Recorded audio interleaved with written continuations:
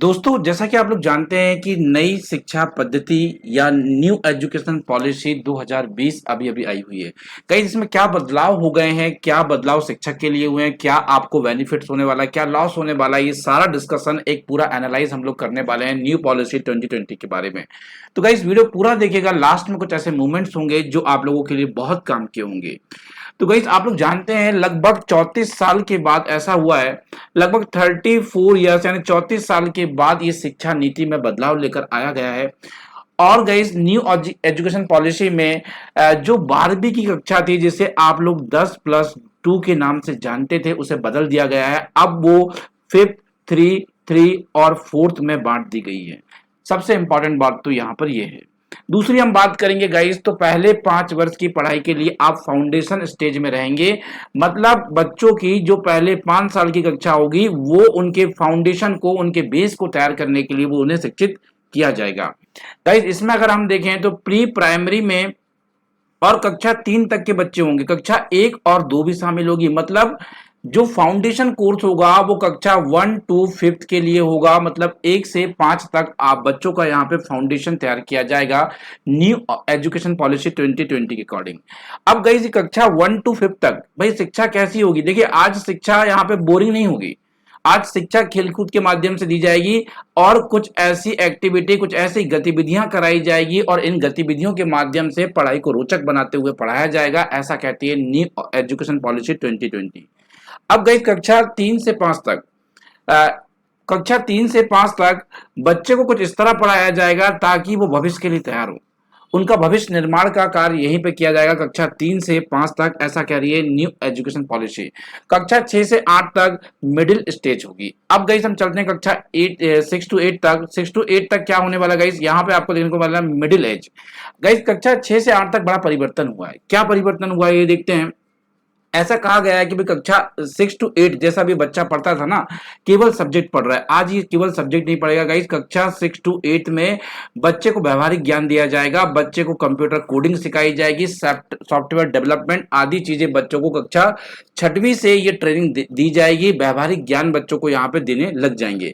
साथ ही साथ अगर भाई कोई बच्चा और अच्छा अपने क्षेत्र में कर रहा है या गाइस कहीं ना कहीं उसके पास एक प्रतिभा है तो उसे इंटर्नशिप का भी मौका मिलेगा। इंटर्नशिप क्या होता है भाई? आप किसी संस्थान में जाकर वहां प्रशिक्षण प्राप्त करते हैं, आदि चीजें गाइस आपको यहाँ पर देखने को मिलेगी।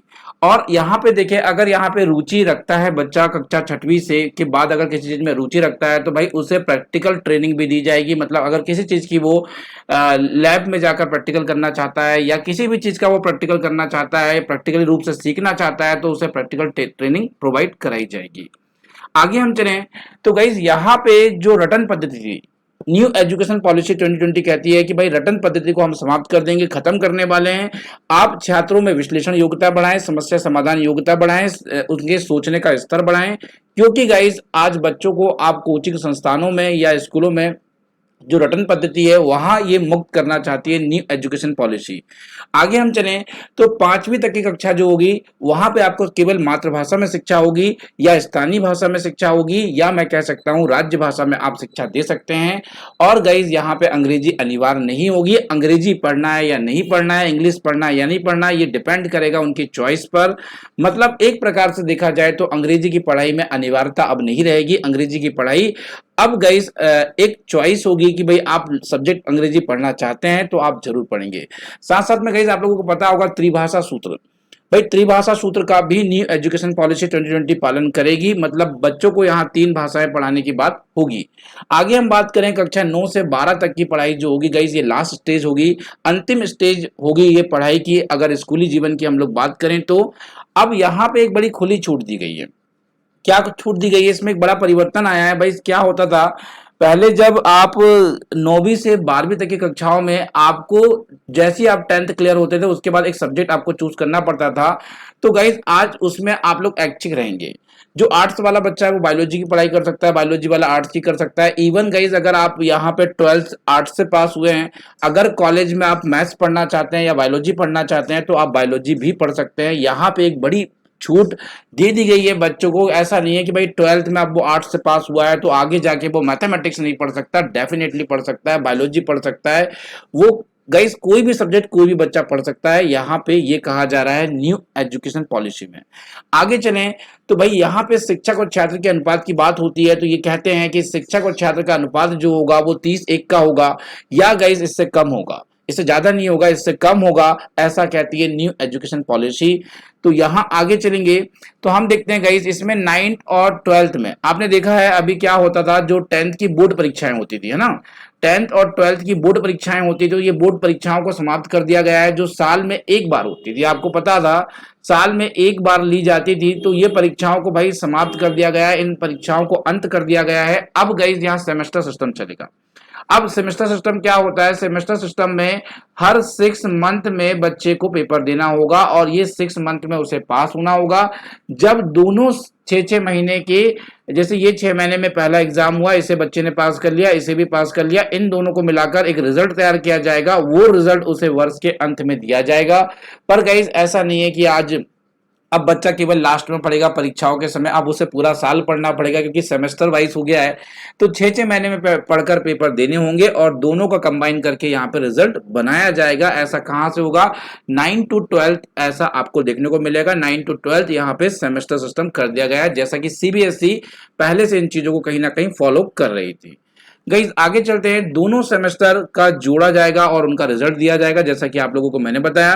अब गाइस बात करते हैं रिपोर्ट कार्ड में क्या क्या होगा, रिजल्ट में क्या क्या होगा। गाइस देखिए इसमें एक असेसमेंट होगा, यहाँ जो शिक्षक उन्हें पढ़ा रहे हैं वो नंबर देंगे, उनका व्यवहार कैसा है, उनकी एक्टिविटी कैसी है, उनका साल भर बिहेवियर कैसा रहा, या गाइस उनके साथियों को भी यहाँ पे नंबर देने का मौका मिलेगा, खुद बच्चे को भी नंबर देने का मौका मिलेगा, और यहाँ पे ये सारे लोग मिलकर एक रिपोर्ट कार्ड तैयार होगा, जिसे आप रिपोर्ट कार्ड 360 डिग्री असेसमेंट आधार मान सकते हैं। तो गाइज यहाँ हर तरह की एक्टिविटी, उसका जो बिहेवियर है पूरे साल भर में शिक्षक के साथ, छात्रों के साथ, वो सब देखा जाएगा, वो सभी लोग यहाँ पे उन्हें नंबरिंग करेंगे, और उसके आधार पर यहाँ पे रिपोर्ट कार्ड तैयार होने वाला है।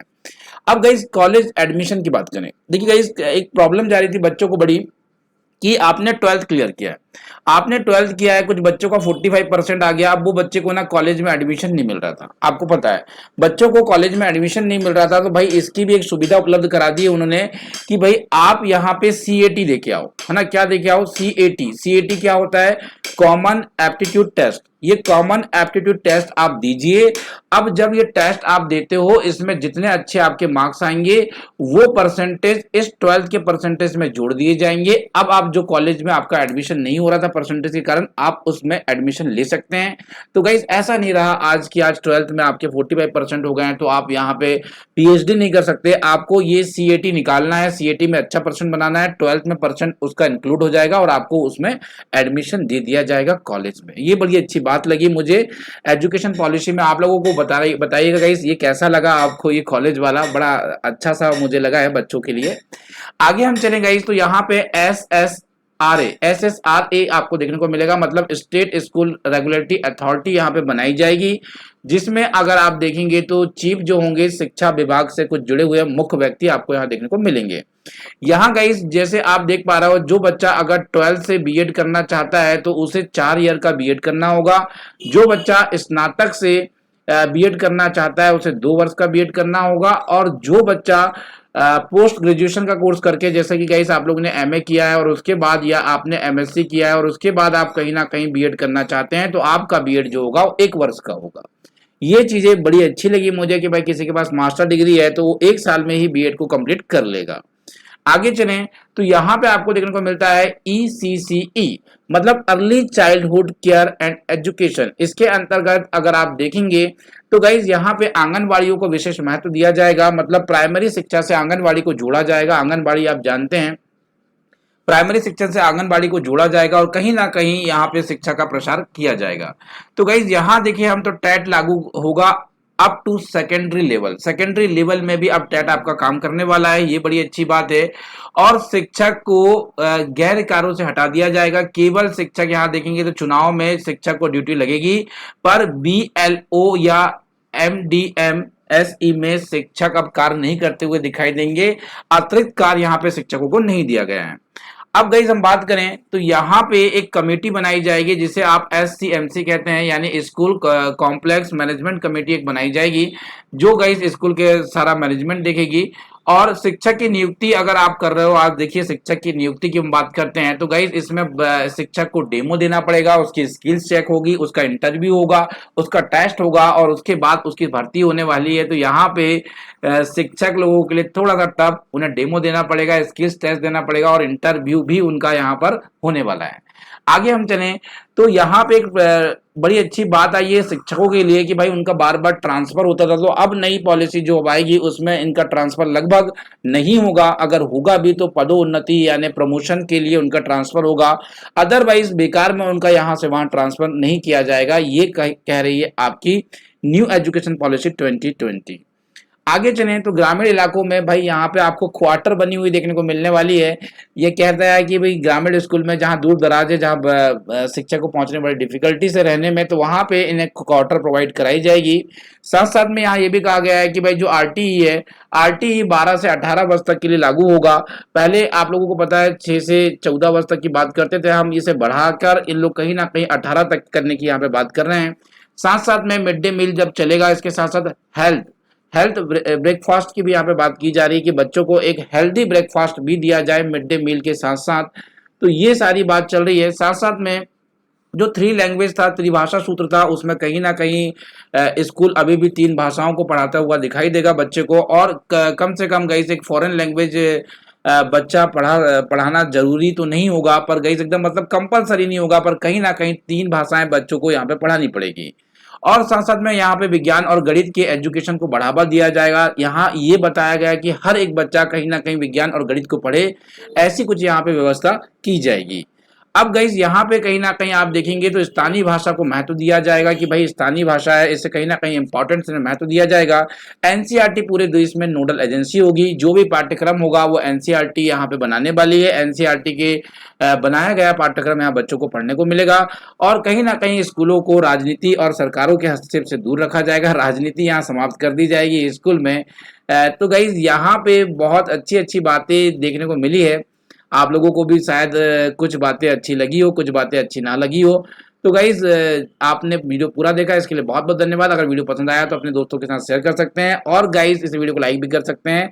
और गाइज कोई भी आपके सवाल, कोई भी आपके क्वेश्चन है तो कमेंट बॉक्स में जरूर लिखें। इसका पीडीएफ पाने के लिए आप भाई हमसे जुड़ सकते हैं टेलीग्राम ग्रुप से, वहां आपको इसका पीडीएफ अभी अभी सेंड कर दिया जा रहा है। Thank you guys.